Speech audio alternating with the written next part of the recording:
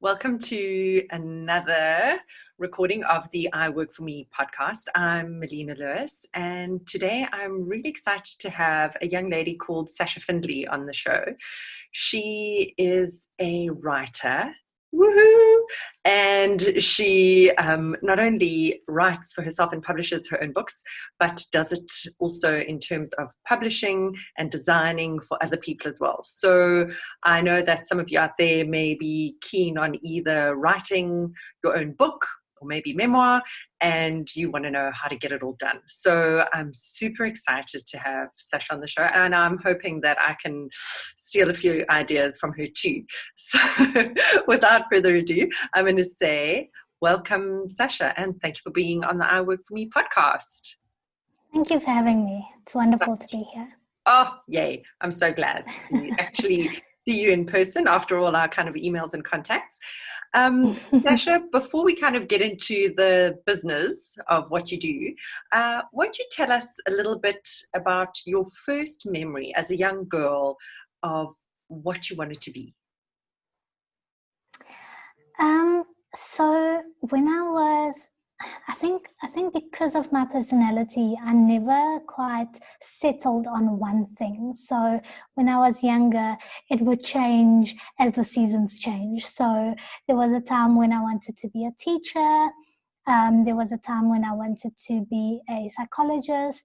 But I think the underlying thing through all of those was that I really just wanted to help people. So in whatever way possible, whatever profession I chose, there was always this sort of giving back and helping and, assisting someone who doesn't have the resources that I do and just helping people. So I think, growing up, that's been the golden thread in everything that I do. Yeah, absolutely. And I'm sure that is going to come across strongly in your creative side as well. So then tell us, where have you actually ended up and what do you do now? So I didn't quite end up as the teacher or the psychologist. I think the creativity in me just didn't allow for all those hours of studying. So I am now a designer / social media specialist / book publisher / entrepreneur. Wow. So anything where I can sort of express my creativity and help people, and just the combination of those two, I thrive on that. So yeah. Okay, cool. So you are a pretty busy young lady, I can tell. And so tell us a bit about your writing and how you managed to squeeze that in while you are doing kind of social media for clients or design work. When are you writing and how are you managing to fit it all in? So what I love about writing is that it's not confined to a box. So I've always written ever since I was a little girl. I've been writing poems, stories. So on my off days, I enjoy writing like fiction, like poetry. But in my day job, I write content. So I'm always writing. So it's never that, when I do it as a hobby. I've tried to make it as a part of me as much as possible that I can. Sorry, my words are failing me.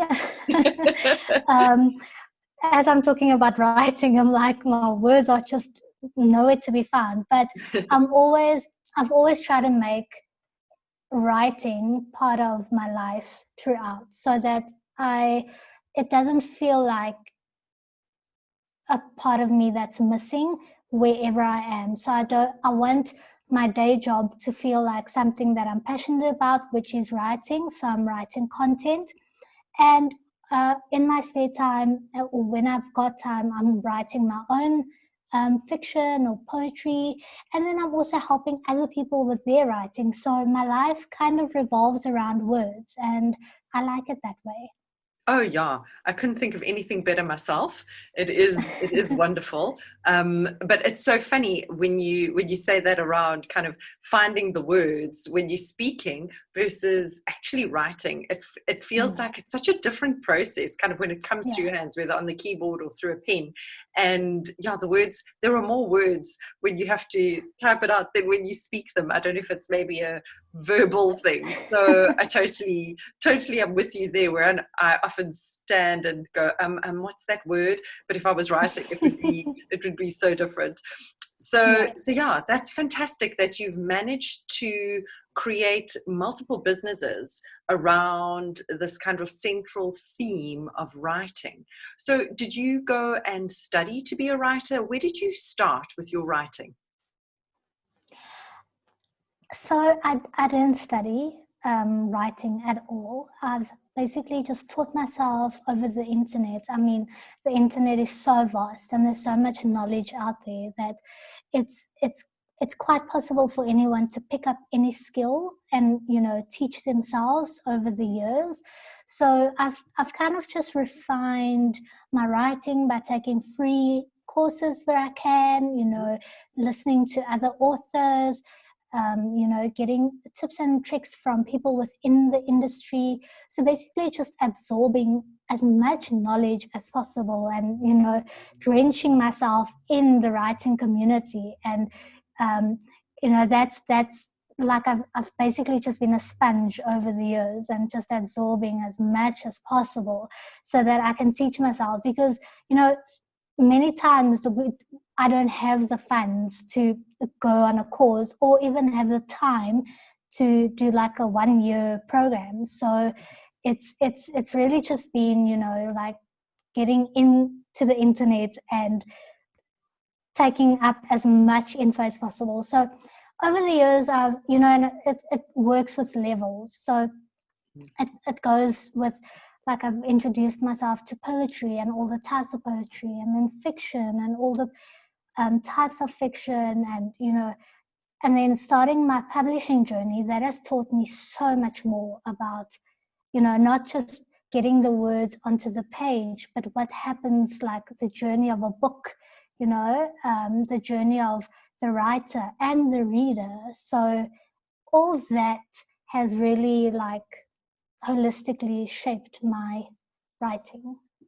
Right, absolutely. I Mm. think it's definitely a journey, and what I really love is that you've kind of walked yourself on this road. And you know, in these times now where people find that they may be unemployed or struggling to find new work, that there are resources on the internet Mm. to retrain oneself and Mm. to be able to kind of almost start a new path or follow a passion and refine that passion. So I think you're living proof of that. So well done to you on kind of making your love for writing something that you can turn into, one, a book, and also so many careers. So that's amazing. So congratulations, fantastic to you. And then I suppose I just wanted to find out, in terms of your writing, what your fiction, is it any specific genre? Um, so, so as a writer, and I'm sure that many writers will, like, empathize with me, that I've got many, many, many works that are undone and waiting for me to magically finish them.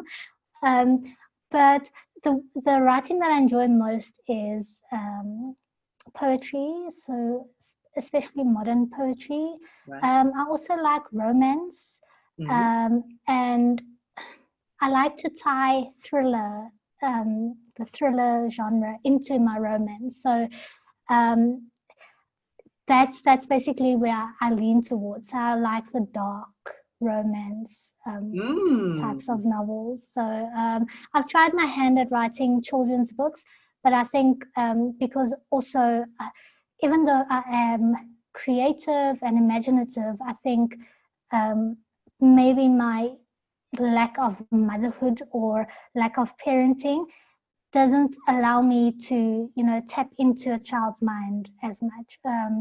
With that said, there's a lot of children's book authors who don't have kids and Yeah. they've like succeeded fine. So maybe it's just not for me, but I do quite enjoy.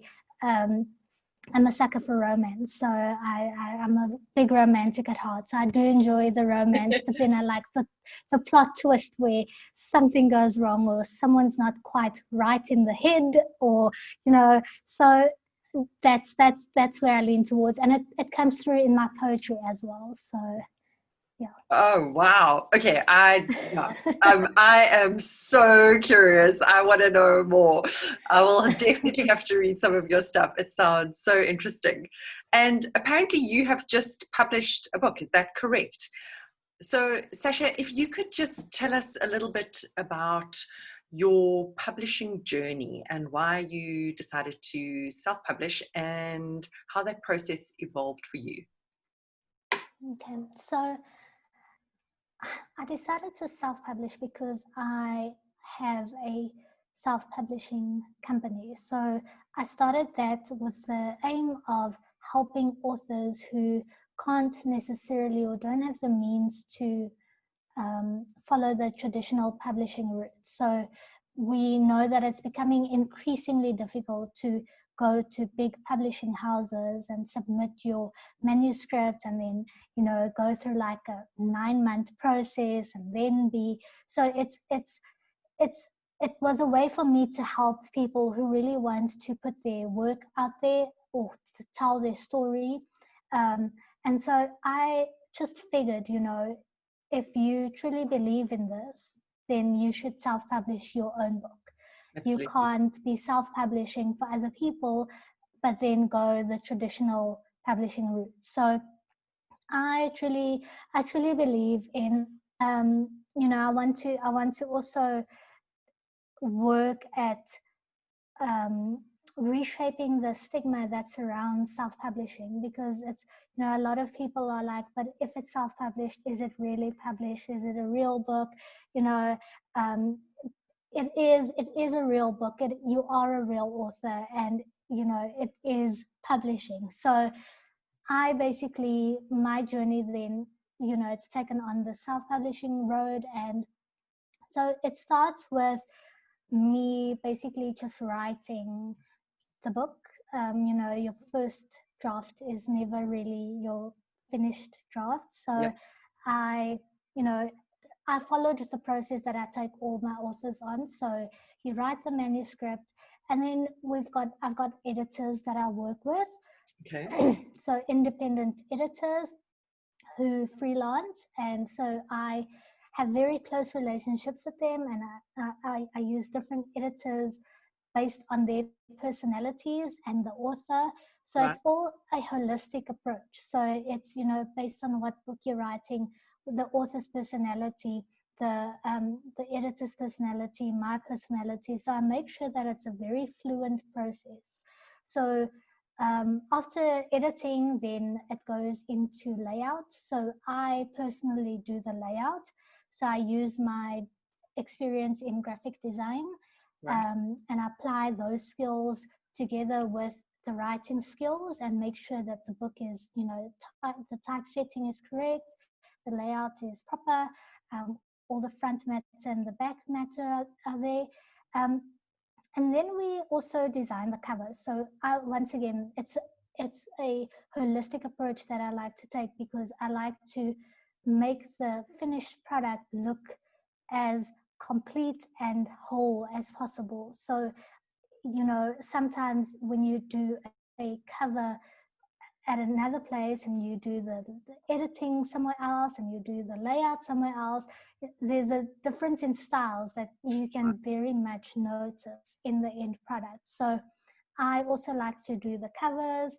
I've got all the industry set guidelines that I follow. We request the ISBN and the barcoding as well. So the author really takes a back seat, and I like to do that because the hard work for the author is writing the book. So the rest of the process should really be as simple for you as possible. So if I take on all that and I just keep you in the loop and I'm holding your hand every step of the way, it's really a breeze for you. You know, you shouldn't have to worry about the bleed on the cover, or, you know, all these technical terms. You should just know that the picture on your book is exactly what you had in mind, and exactly, you know, the right portrayal of the story that you've written. So I basically followed that and held my own hand when I published my book. Um, yeah, so that's me and my self-publishing, and I really truly believe in it, and I really truly want to work towards reshaping the you know, the perception of self-publishing, and making it easier for more people to be published, because so many people are unpublished simply because, you know, the traditional publishing route hasn't afforded them that opportunity. So you Mm, submit your manuscript after manuscript and you just don't get anywhere. So with self-publishing, you know, Amazon is there, all the other e-commerce sites are there for you to upload your book and get it into the hands of people and actually make some money from it, and, you know, get yourself published so that you can say, I'm an author. So I want to afford that opportunity to as many people as possible, because the internet makes it possible for us to do so many things these days. mhm. So, you know, you don't need to rely on old systems to do anything. So that's really what I'm passionate about, is helping people put themselves out there where they thought it wouldn't be possible. Yeah, absolutely. And you are so right in terms of the fact that just being able to kind of use a computer, and if you think of like a tool like Amazon, then I mean, all the tools are there. You can take a Word document and turn it into an ebook using their tools, and literally probably in a day you could have Mm. an ebook up on Amazon Kindle, and Yeah. and you would be like, you're there, you're out there, you know. Which makes me kind of think, so, you know, so it's all good and well to get your book up onto a platform like Amazon or Kobo or any of the others. How do you go about marketing your book and telling people about your book and that it's available? What tools are you using? So for me personally, and I've started to implement this in the publishing company with the authors I use. So, you know, I've realized that it can't end at simply publishing the book, and Mm, I'm fairly new in the journey. So, you know, I've only been on it for 2 years, so I'm actually also learning as I go along, and, you know, right. implementing things as we go along. So I started to, you know, offer strategy sessions. So after publishing, you know, helping the author and using my expertise from social media, the social media industry, and design, and marketing. So using my experience in my day job, and helping them to then sit down and create an easy to follow strategy where they know exactly, you know, how they're going to market this, or how they're going to put themselves out there, because the book is up there, but no one knows that it's there. So Mhm.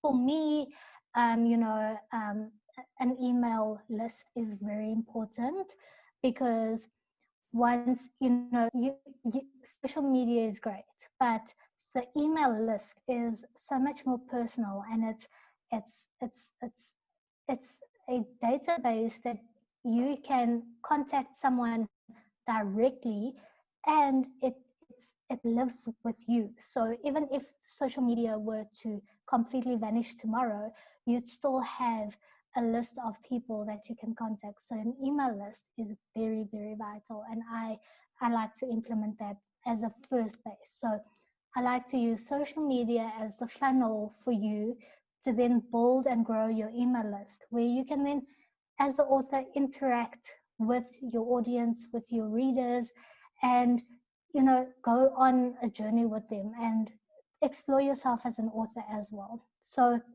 social media, um, I teach basics on Facebook marketing, so Mhm. how to create an ad from your post, which is the easiest way for anybody who doesn't understand social media for them to get coverage. And then it's basically up to the author how they want to go about it. So if they don't want to go via social media, but they want to do expos and they want to do talks or they want to do events, then we talk about that. So for me, I use social media because it's my go-to, it's my expertise, it's what I know. So I like to draw up some nice complicated funnels for myself and then funnel people from all sorts of places and get them to my book. I also reach out to my network. So people that I've met over the years in the industry where I work, I always tell people that that's your first go-to, is your network. It's people you know, it's people you've met, it's people you've spoken to. So it's easier for you to then just reach out to them and say, hey, I've published this book, this is what it's about, this is what I'm hoping to get out of it, go have a look. It's here, here, here, and here. And then it goes to more complex things like, you've got Amazon campaigns that you can run. So you can give your book away for free for 24 hours or, give people samples or gift it to people. So, it's very complex, and I try to help as much as possible. I try to help the authors to understand rather than me doing it for them. So I always like to empower the author so that they are not only able to do it themselves, but then they understand how I'm doing it, so that no one can take advantage of them, because oftentimes they are very disempowered. Because I've come across people who are like, this person has done this for me, but I have no idea what they've done, how they've done it, why they've done it. So I like them to understand the process, and that, that helps everyone in the long run. Yeah, absolutely. And I mean, just in terms of thinking about that and how you are getting people to not only kind of become empowered and put their books out there, but also then helping them in terms of bringing those customers to them. And I couldn't agree with you more in the sense that building an email list, and this goes, I think, for any business, that building an email list is so important. And obviously then, and knowing, so using clever tools, I like ConvertKit, a lot of people use MailChimp, whatever your preferred kind of mail distribution platform is that you know exactly who's come from where and what. There's nothing like, especially if you're running a few different businesses, no point sending the person who kind of is following you about your shoes stuff on, I don't know, breastfeeding or something, so just to make sure that when you when you use a powerful tool like a mailing list, that you also then keep it clean and neat and tidy, and make sure that you use it carefully and well. Awesome. Yes, because at the end of the day, your customer has signed up for a specific reason. So you want to give them that reason. So I've got a mailing list for my social media. I've got a mailing list for my my lifestyle store, because it's two very different audiences, and you've got to respect what they've signed up for, and that's how you build that customer relationship, because if I've signed up for a romance mailing list, but all of a sudden I'm getting like horror books in my inbox, I am hitting unsubscribe.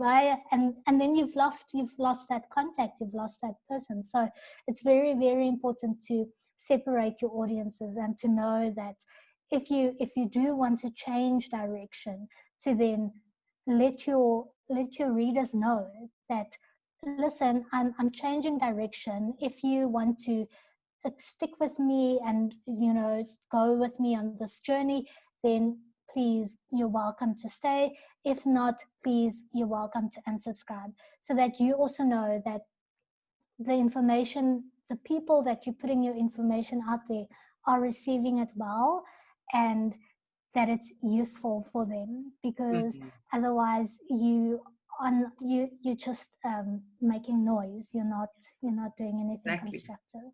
Yeah, it's basically spam in the sense that if you're Yeah. not delivering on your promise, and I like you mentioned there, you didn't necessarily use the exact word, but respect.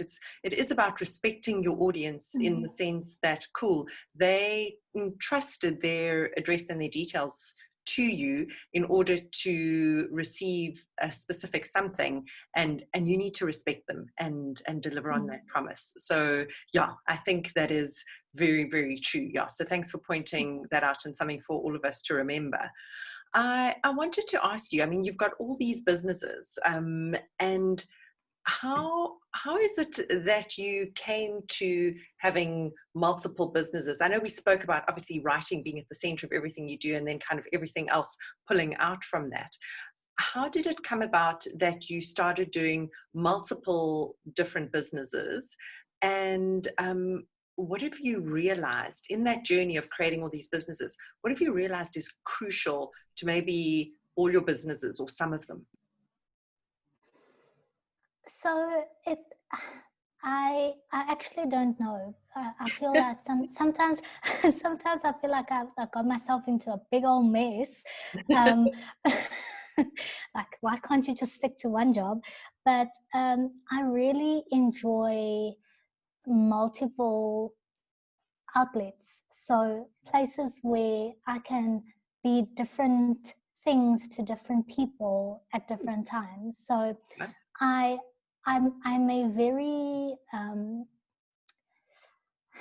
like I'm a networker at heart and a multitasker. So I like to, have my fingers in different pies, and that keeps me thriving, and it keeps me motivated. Because if I focus on one thing for too long, it, I I it starts to bore me, because I then reach like a point where I know everything about it, and I can't go any further, and I need to move on. So for me, having different things to focus on is really, it's where I thrive. So it just made sense that one day I would have multiple businesses. I didn't know what kind of businesses they would be, but it's just morphed into like writing and creativity, and that's where I'm feeling alive. So I would say the most important thing for me through in all my businesses is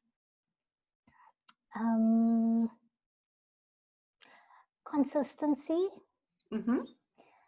and diligence. So like just being giving the best in everything that you do, and giving your all, and doing it to the utmost best of your ability. I've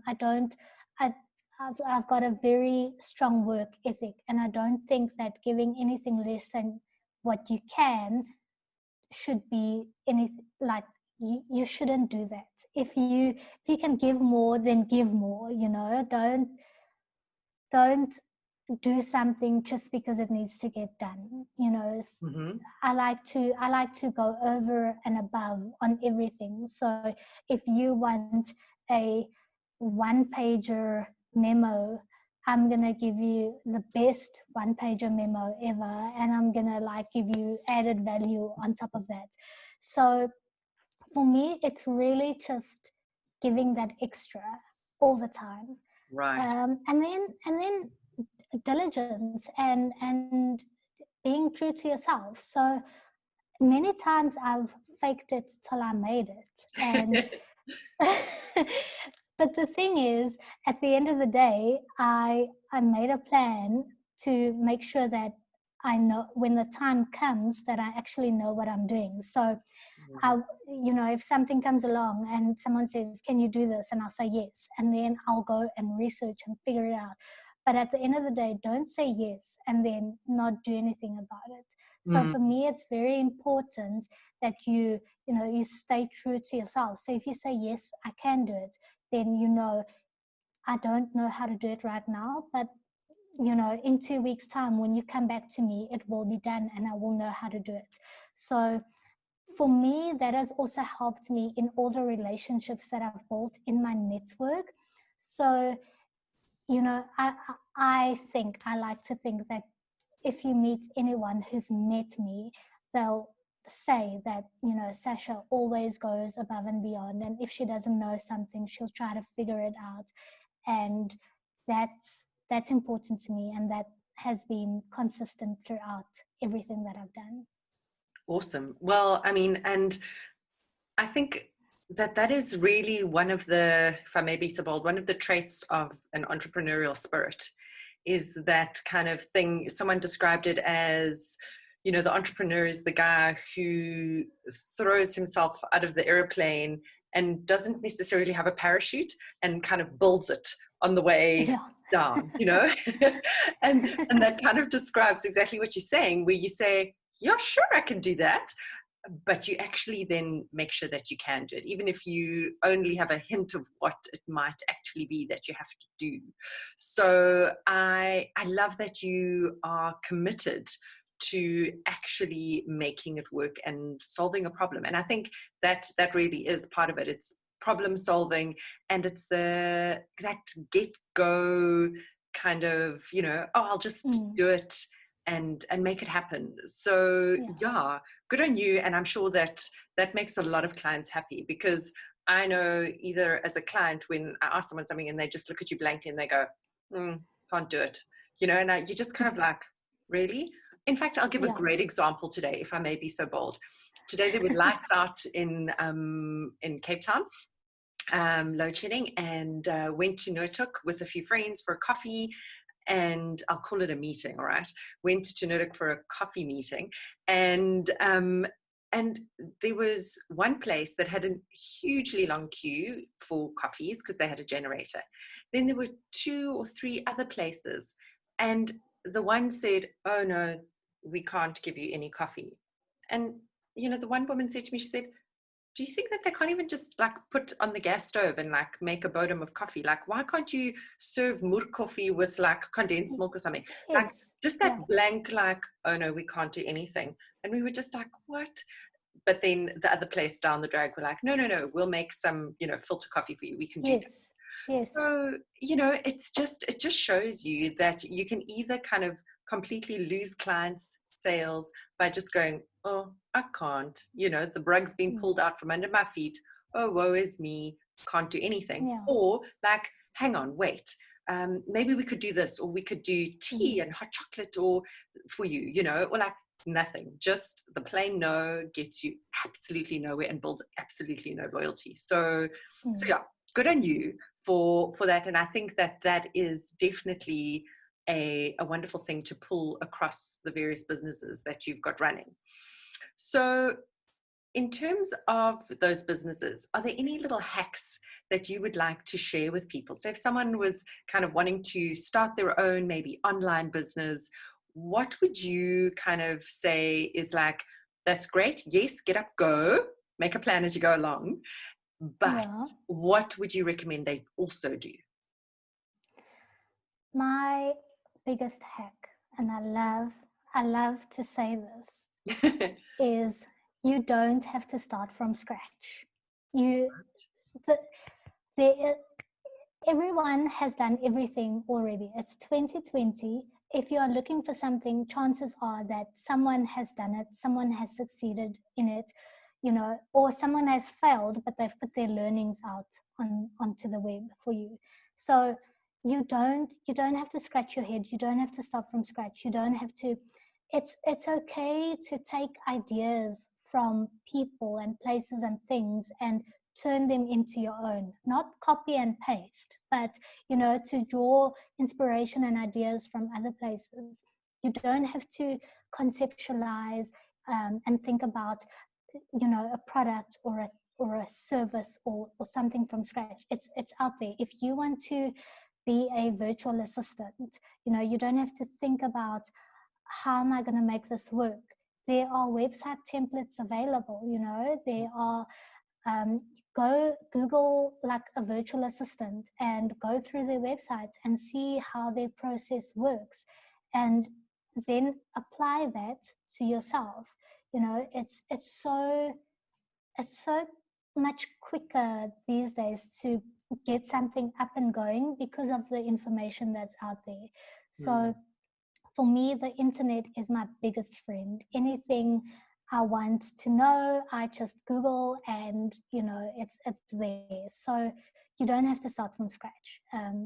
You're making it difficult on yourself if you're gonna like sit in your little box and just consult with yourself. Consult with the world.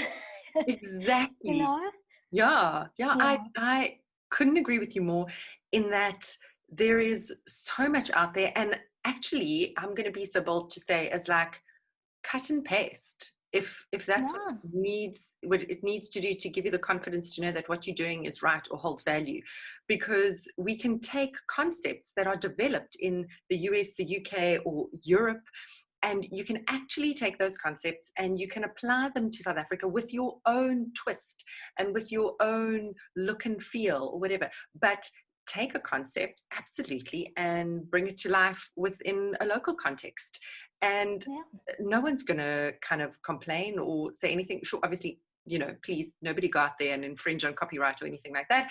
But, you know, conceptually, you can bring different things to life. And as you say, if you wanted to be a virtual assistant, you can even join companies. There are companies that hire virtual assistants and then find clients for them. Start by being, you know, working through a company. And then once you've got the confidence and you know what you're doing, you can then go on your own. So as you say, there's 1,000 ways to skin the cat and no good reason to kind of sit terrified and unemployed at home. So on that note, in terms of kind of like, you know, big vision and big thinking, are you a goal setter? Do you set goals, and how do you work with those if you do? So I work very differently with my goals. So I've got like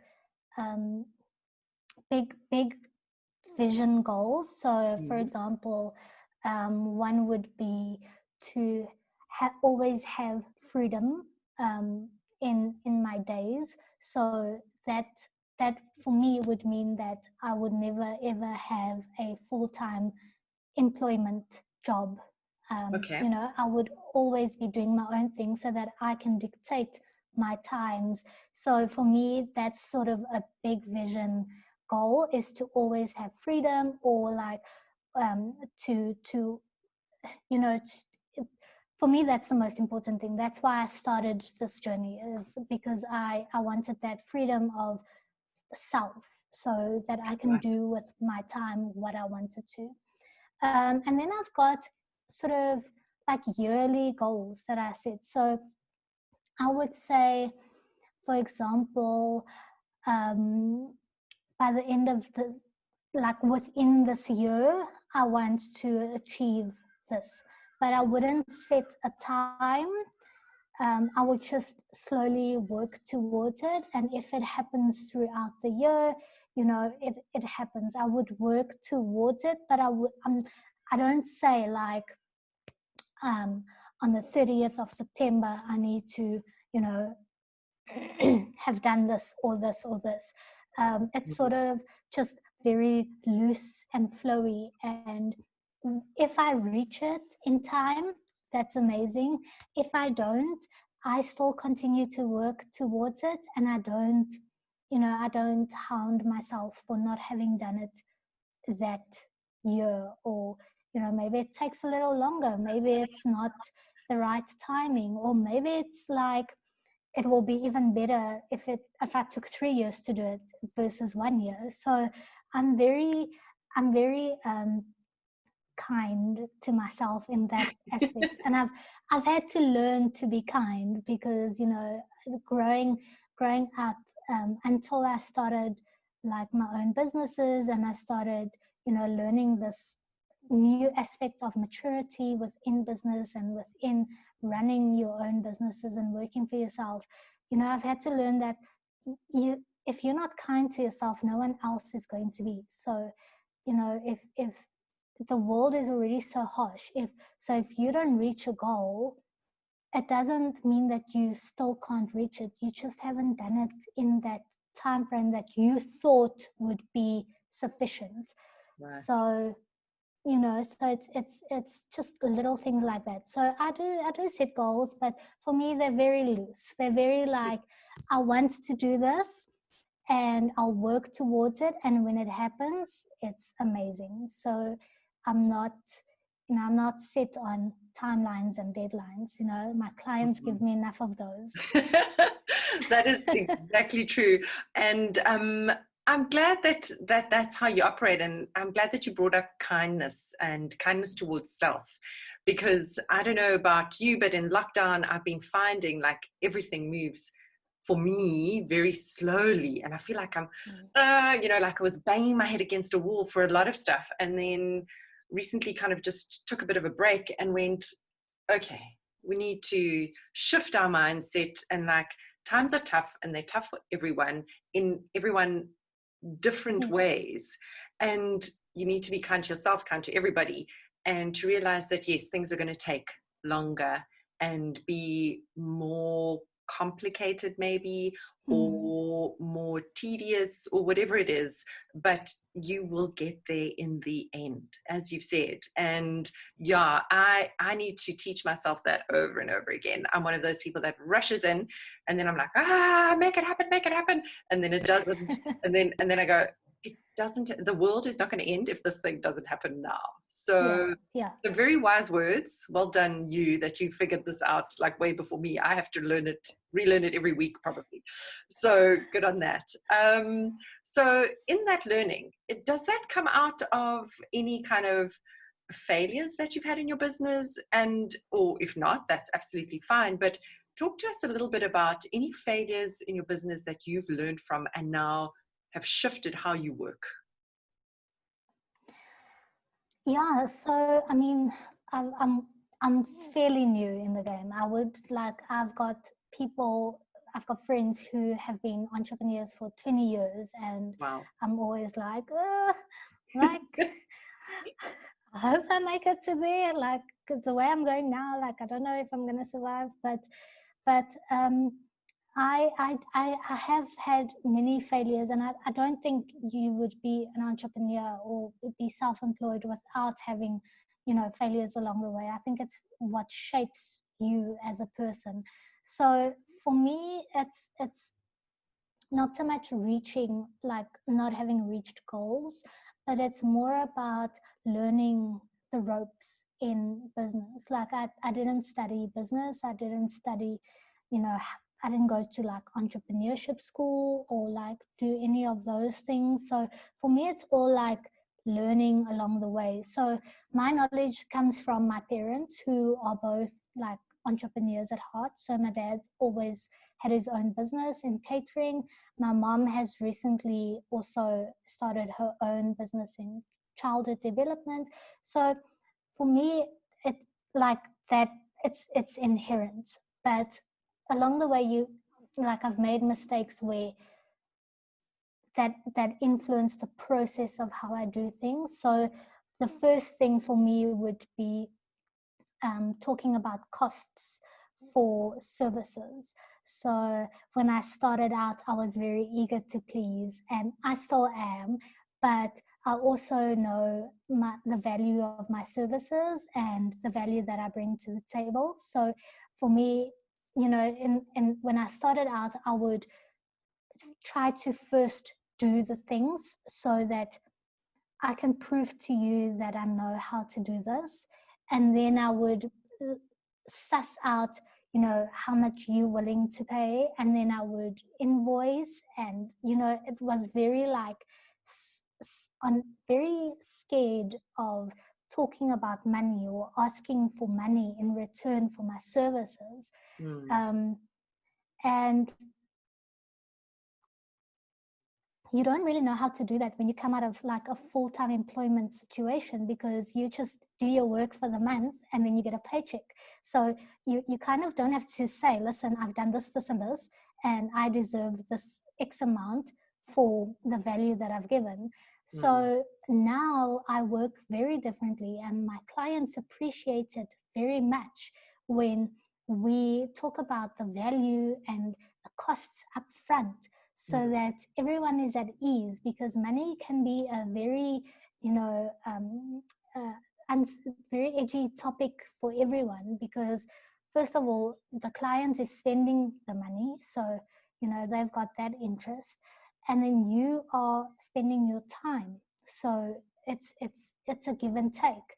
So if the client knows how much they are going to spend upfront, they can be at ease throughout the process, knowing that they're going to receive A, B, and C exactly, as you've laid out from scratch, so that there's no surprises when you pop up and you say, oh, but I've given you like E, F, and G as well, because I'm so amazing. So it's going to cost this amount, and it's not going to cost this amount. And the client is like, but I've only got this amount.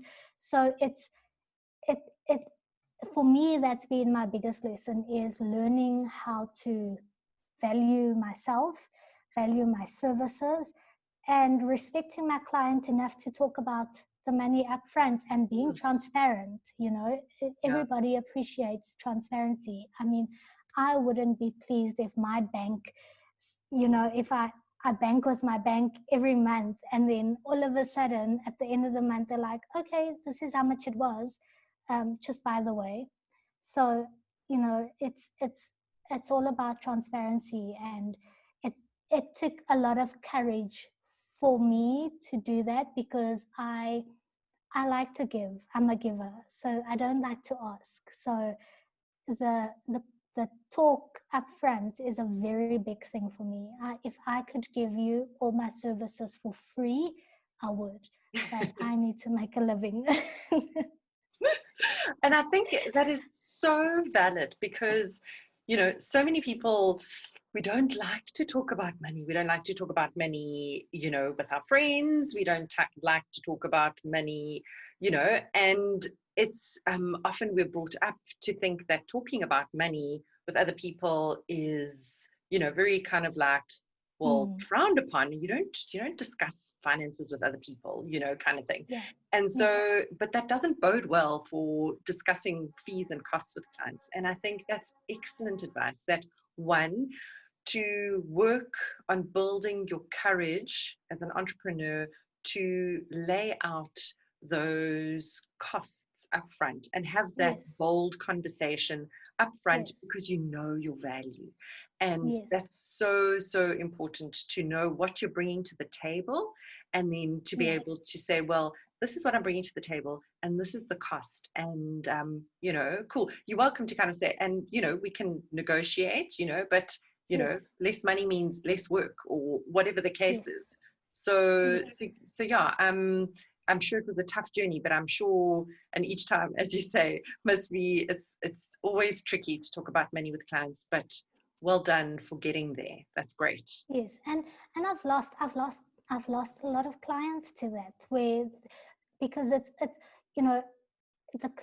it's people's perception. So the way that I was coming from a place where I wasn't, courageous enough or brave enough to talk about it, but the client would perceive it as me not being transparent, or me trying to be, coy, or not, trying to take advantage. So it's very, very, for me, it's very important to, even though it's uncomfortable, to just talk about that upfront, because it will then create that trust and transparency and that honesty that the client will perceive that as. Absolutely. And I think that's one of the most important things we can do as business people, is build those trusting relationships with our clients, and in order to grow. Otherwise it's going to be a one-off project. So thank you, Sasha, for sharing that with us. And I'm sorry we've run out of time, but I just wanted to say, can you tell us where everyone can find you? Okay, so my brand name is Patty Perfect. I'm in the middle of a big rebrand, so this is going to be so cool things coming soon. Great. So if you just search Putty Perfect, that's Putty Perfect, you'll be able to find me on Facebook, Twitter, Instagram, YouTube. I'm everywhere. So Of course. so yeah. And my book is on Amazon. It's called Castles Built on Love and Ruin, and Ooh, it's by Sasha Findlay. So you can get that there. get that there. Divine. Oh, Thanks. thank you. Thank I will you. definitely go and support. So thank you, Sasha. It is just amazing to have you, and you're very inspiring, and well done for creating your business around your goal of freedom and owning your own time. So yeah, well done and all the best. Thanks for being on the Thank you so much, Melina. Thank you. Thank Bye. you.